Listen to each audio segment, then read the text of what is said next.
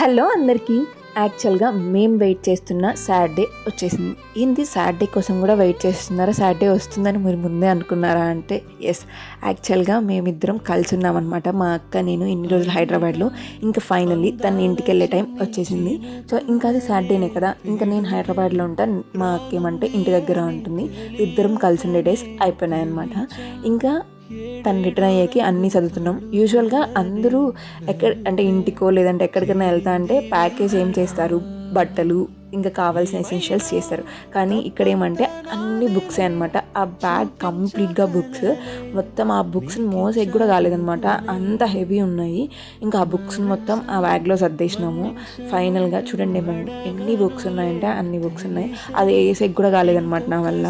ఫైనల్గా అయితే అలా బుక్స్ అన్నిటినీ సర్దేసినాం అనమాట. మా అక్క అయితే ఇంటికి వెళ్ళిపోతుంది.